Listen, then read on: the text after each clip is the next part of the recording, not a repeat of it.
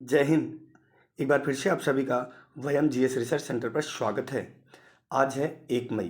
तो 1 मई को बनने वाले जितने भी महत्वपूर्ण करंट हैं उनको हम इस वीडियो में डिस्कस करेंगे। चलिए स्टार्ट करते हैं। तो सबसे पहला प्रश्न यहाँ पर आप लोगों के सामने दिया गया है, हाल ही में किसने नई दिल्ली में अभिनव कृषि पर एक राष्ट्रीय स्तर की कार्यशाला का आयोजन किया है?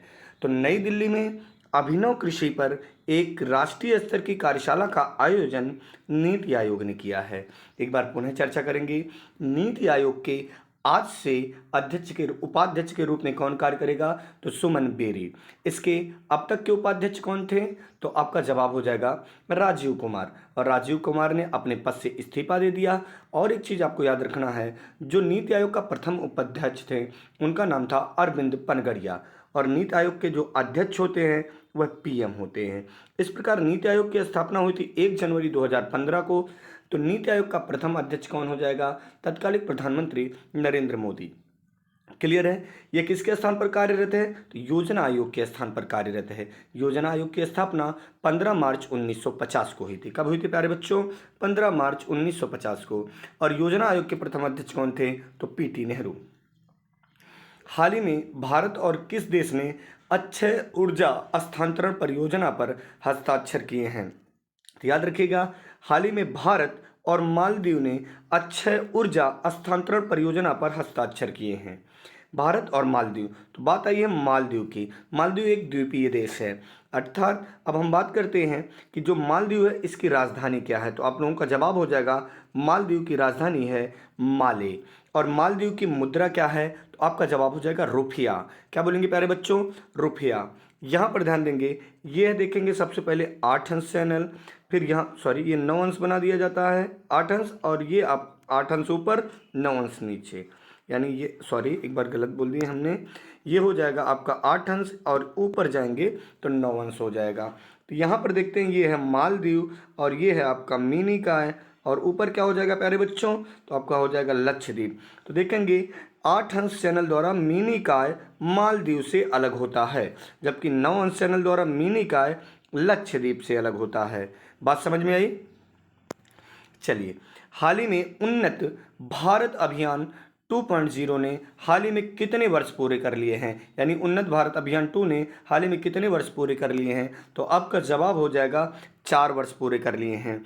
तो उन्नत भारत अभियान की शुरुआत 2018 में अभियान ग्रामीण विकास प्रक्रियाओं में परिवर्तन लाने के उद्देश्य से लॉन्च किया गया था। इसका मुख्य उद्देश्य देश के उच्च शिक्षा संस्थाओं को न्यूनतम 5 गांव, याद रखना न्यूनतम कितने? 5 गांव के साथ जोड़ना था। क्लियर है? अगले प्रश्न पे चलते हैं। हाल ही में एशियाई कुश्ती चैंपियनशिप 2022 के 35वें संस्करण में भारत ने कुल कितने मेडल जीते हैं? तो आपका जवाब हो जाएगा 17 मेडल। कुल कितने मेडल जीते हैं? तो आपका जवाब हो जाएगा 17 मेडल। हाल ही में एशियाई कुश्ती चैंपियनशिप 2022 का कौन सा संस्करण चल रहा था? तो आपका जवाब हो जाएगा 35वां संस्करण चल रहा था। एशियाई कुश्ती चैंपियनशिप की आपको दूसरी वीडियो मिलेगी। क्लियर है? इसमें आप इतना ही देखेंगे। एक स्वर्ण पदक किसने जीता? तो आपका जवाब हो जाएगा रवि कुमार दहिया, जबकि 5 रजत पदक जीता गया है। और कांस्य कितने हो गए हैं? तो 11। तो इस प्रकार आप देखेंगे 11, 5, 16, 1, 17। क्लियर है ना? एक बार पुनः रिपीट कर रहा हूं, एक स्वर्ण पदक जीता गया है। जो कौन जीता है? रवि कुमार दहिया जीते हैं, और ये 57 किलोग्राम भार वाले, क्लियर है, कुश्ती में जीते हैं। और 5 रजत जीते गए हैं, 11 कांस्य जीते गए हैं। और एक चीज़ याद रखिएगा, इसका आयोजन कहाँ पर किया गया था? तो मंगोलिया की राजधानी उलान बटोर में आयोजित किया गया था। याद रखेंगे ना? मंगोलिया की राजधानी उलान बटोर में आयोजित किया गया था। इसमें इतना ही देखेंगे। और ये जो है आपका एशियाई कुश्ती चैंपियनशिप में, इसमें सारी चीज़ें आपको दूसरी वीडियो में दी जाएगी, केवल उसी की वीडियो रहेगी वह। हाल ही में कौन सी कंपनी 19 लाख करोड़ रुपए के एम कैप तक पहुंचने वाली पहली भारतीय कंपनी बन गई है? तो आपका जवाब हो जाएगा 19 लाख करोड़ के एम कैप तक पहुंचने वाली भारतीय कंपनी का नाम है रिलायंस इंडस्ट्रीज। क्या बोलेंगे प्यारे बच्चों? रिलायंस इंडस्ट्रीज। क्लियर है? हाल ही में किस देश के शैक्षिक चैरिटी विदानंदो के संस्थापक किशोर कुमार दास को यूके के Commonwealth point of light award के लिए चुना गया है। अच्छा प्रश्न है, याद रखना आप लोग। हाल ही में किस देश के शैक्षिक चैरिटी विद्यानंदो के संस्थापक किशोर कुमार दास, तो यहाँ पर याद रखने वाला पॉइंट है कि विद्यानंदो के संस्थापक कौन है, किशोर कुमार दास को यूके यूनाइटेड किंगडम के Commonwealth point of light award के लिए चुना गया है। तो आपका जवाब हो जाएगा बांग्लादेश, यानी किशोर कुमार दास कहाँ के हैं, तो आपका जवाब हो जाएगा बांग्लादेश। बांग्लादेश की मुद्रा क्या है, तो आप लोगों का जवाब हो जाएगा टका। बांग्लादेश का राजधानी क्या है, ढाका। क्लियर है ना, जल्दी बोलेंगे आप लोग। हाल ही में किस राज्य की रामपुर में भारत का पहला अमृत सरोवर स्थापित किया गया है, तो भारत के रामपुर में भारत का अमृत सरोवर कहाँ पर स्थापित किया गया है, तो आपका जवाब हो जाएगा उत्तर प्रदेश। कहाँ पर स्थापित किया गया प्यारे बच्चों, उत्तर प्रदेश। तो अमृत सरोवर कहाँ पर स्थापित किया गया, उत्तर प्रदेश। उत्तर प्रदेश में लोकसभा सीट आप लोग बोल देंगे, एक बार देखेंगे उत्तर प्रदेश में लोकसभा सीट कितना है, तो आपका जवाब हो जाएगा लोकसभा सीट यहाँ पर है 80। राज्यसभा सीट कितना है प्यारे बच्चों, तो राज्यसभा सीट यहाँ पर है 31।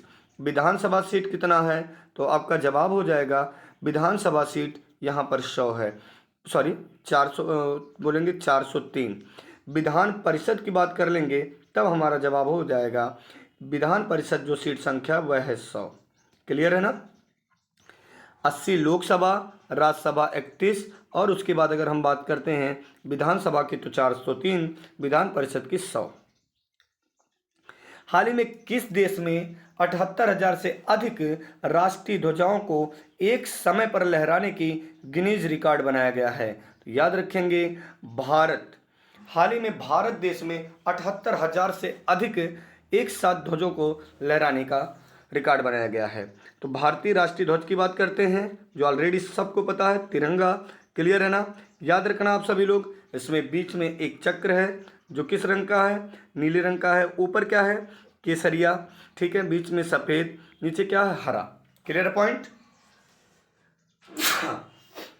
दूसरे पॉइंट आपको ध्यान देना है, अगर आपसे कह दिया जाए कि इसके डिजाइनर कौन है, तो आपका जवाब हो जाएगा वेंकैया पिंगली। क्या बोलेंगे प्यारे बच्चों, वेंकैया पिंगली। क्लियर है ना। आगे चला जाए, आइए। यह भारत में बिहार के भोजपुर में वीर कुंवर सिंह विजय उत्सव कार्यक्रम में राष्ट्रीय ध्वज को फहराया गया है। तो किसमें किया गया है, वीर कुंवर सिंह विजय उत्सव कार्यक्रम में राष्ट्रीय ध्वज को फहराया गया है। क्लियर है ना। याद रखना 1857 की क्रांति में बिहार के जगदीशपुर आरा वाले क्षेत्र से किसने विद्रोह किया था, तो आपका जवाब हो जाएगा कुंवर सिंह। किसने किया था प्यारे बच्चों, कुंवर सिंह ने किया था। हाल ही में किसे थल सेना के नए उप प्रमुख के रूप में चुना गया है, तो हाल ही में थल सेना के नए उप प्रमुख के रूप में लेफ्टिनेंट जनरल बग्गावली सोमशेखर राजू को चुना गया है। लेफ्टिनेंट जनरल बग्गावली सोमशेखर राजू को थल सेना का उप प्रमुख के रूप में चुना गया है। क्लियर है। हाल ही में किसने गुजरात के सूरत में विश्व पाटीदार व्यापार सम्मेलन का उद्घाटन किया है, तो आपका जवाब हो जाएगा प्रधानमंत्री नरेंद्र मोदी। क्लियर है ना। आज का प्रश्न इतना ही था, ठीक है ना। आइए अब देखते हैं हम लोग इस सम्मेलन का आयोजन प्रत्येक 2 वर्ष अंतराल पर होता है। सम्मेलन का मुख्य विषय क्या है, आत्मनिर्भर समुदाय से आत्मनिर्भर गुजरात और भारत। आत्मनिर्भर समुदाय से आत्मनिर्भर गुजरात और भारत। क्लियर है, आगे देख लिया जाता है। चलिए अब ये प्रश्नों का जवाब आप लोगों को कमेंट करना है। 63 वर्षीय परमाणु वैज्ञानिक अरुण कुमार धुरिया को किस सम्मान से सम्मानित किया गया था, ये पहला प्रश्न आप लोगों को कमेंट करना है। और दूसरा कह रहा है गगन सिस्टम का इस्तेमाल करने वाली पहली एयरलाइंस इंडिगो कौन सी बनी है। गगन सिस्टम का इस्तेमाल करने वाली पहली एयरलाइंस इंडिगो कौन सी बनी है। क्लियर है, ठीक। एक देखेंगे और प्रश्न दिया गया है, इन दोनों प्रश्नों का को रियल टाइम लेन देन में भारत का स्थान बताना है। रियल टाइम लेन देन में भारत का स्थान, स्लोवेनिया के नए प्रधानमंत्री का नाम बताएंगे। स्लोवेनिया के नए प्रधानमंत्री का नाम बताएंगे। क्लियर है। ये 4 प्रश्न जो आपके पुराने दिन के थे यानी प्रीवियस डे के थे, इनको आपको कमेंट करना है। उम्मीद करते हैं आपको सारा समझ में आया होगा अच्छे से। Best of luck.